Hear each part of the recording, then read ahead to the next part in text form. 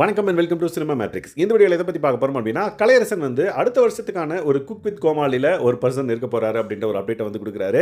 யார் அவர் அப்படின்றத நம்ம டீட்டெயிலாக இந்த வீடியோவில் பார்த்தலாம். அதுக்கு முன்னாடி நம்மளோட சேனலை நீங்கள் சப்ஸ்கிரைப் பண்ணாமீங்கன்னா சப்ஸ்கிரைப் பண்ணி சப்போர்ட் பண்ணுங்கள்.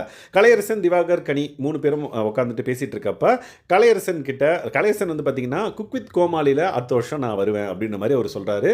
ஸோ எல்லாருமே அப்படியா அப்படின்ற மாதிரி கனியக்காவும் வந்து கேட்குறாங்க. கனியக்கா வந்து சீசன் 2 வின்னர் அப்படின்றது எல்லாருக்குமே தெரிஞ்சிருக்கும். ஸோ அவங்க கேட்குறாங்க, ஓ அப்படியா சூப்பர் அப்படின்னோடனே, ஆமாம் இந்த ப்ரொடியூசர் வந்து 2 ஆப்ஷன் வந்து கொடுத்தாரு. நீ இப்போதைக்கு பிக் பாஸ்க்கு போயிடு, அடுத்த வருஷம் வேணா குக் வித் கோமாளி வந்துரு அப்படின்ற மாதிரி சொன்னார். ஸோ அடுத்த வருஷம் நான் குக் வித் கோமாளி வந்துடுவேன் அப்படின்ற மாதிரி சொன்ன உடனே, ஓ சூப்பர்ரா அப்படின்ற மாதிரி கனியக்கா சொல்கிறாங்க. உடனே பக்கத்தில் இருந்த திவாகர் வந்து பார்த்தீங்கன்னா, ஓகே வாட்டர்மெலன் ஸ்டார் வந்து ஏய் கலை அப்படியாடா எனக்கும் சொல்லி விட்றா நானும் வந்துடுறேன் அப்படின்ற மாதிரி சொல்கிறாங்க.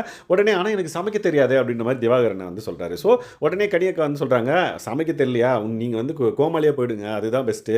கோமாளியாக போனீங்க அப்படின்னா நீங்கள் எல்லா சீசன்லேயும் வந்து குக் வித் கோமாளியில் இருக்கலாம். ஆனால் குக்காக போனீங்க அப்படின்னா அந்த சீசனில் நீங்கள் தொடர்ற வரையும் இருக்க முடியும், இல்லை நீங்கள் ஜெயிக்கிறீங்க அப்படின்னா எண்ட் டு எண்டு இருப்பீங்க.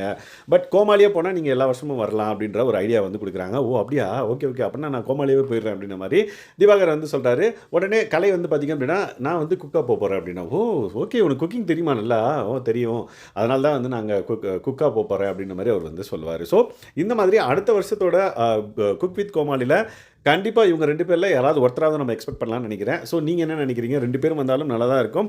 பட் இவங்க கலையரசனும் கோமாளியாக வந்து திவாகரும் வந்தாங்கன்னா இன்னும் நல்லா இருக்கும். ஏன்னா பிக் பாஸ் வீட்டுக்குள்ளே அவங்க வந்து புழங்குறாங்க அப்படின்றப்ப அவங்களுக்குள்ள ஒரு பாண்டிங் இருக்கும். அந்த பாண்டிங் வந்து அங்கே அதுவும் வந்து அந்த இடத்துல வந்து பார்த்திங்கன்னா நிறைய கோமாளித்தனம்லாம் நம்ம பண்ணலாம்ல, அப்போ இன்னும் நல்லா இருக்கும். அதுக்கப்புறம் கனியக்கா வந்து பார்த்திங்கன்னா திவாகர்கிட்ட சொல்லும்போது, உங்களுக்கு சமையல் தெரியாதுல்ல, அப்போ நீங்கள் கோமாளி தான் கரெக்டு அப்படின்ற மாதிரி குக் வித் கோமாளியை பற்றி அங்கே ஒரு சில விஷயங்கள் இன்ஃபர்மேஷன்கள் வந்து ஷேர் பண்ணப்பட்டது. அதை தான் நான் உங்களுக்கு ஷேர் பண்ணுறேன். ஸோ இந்த மாதிரி பிக் பாஸ் வீட்டுக்குள்ள நிறைய விஷயங்கள் வந்து நடக்குது.